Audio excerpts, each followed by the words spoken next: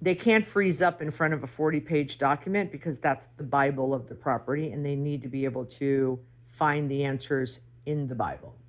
Hi, this is Beth Azor, and this is my podcast, I Own a Shopping Center, Now What? I had a call today with a friend from Twitter, a follower, and he is buying a new shopping center. And we talked about two things. One is if there were a lot of month-to-month tenants, which ones should he renew first and why? And then the next question he asked me was about property managers and property management. And I said to him, well, property management is about two things. Property managers need to deal with physical and financial.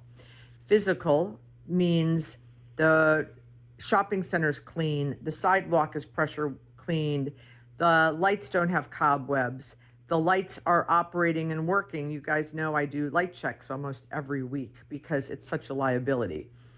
Just the physical is that kind of stuff. Financial is obviously paying the bills, creating budgets, but most importantly, you know what I'm going to say, collecting the rent. We still send statements around the 20th of the month. And there are times where I will go into a tenant's space if they haven't paid. So property management, I think, is physical and financial.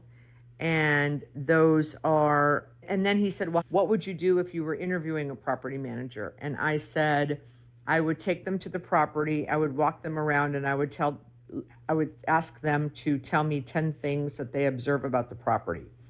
And then I would have them sit down and I would ask them questions. Where in the lease would you find this? And I would hand them my lease and see if they could flip through a lease and figure out where the issues were or where the answers were in the lease of the questions I was asking.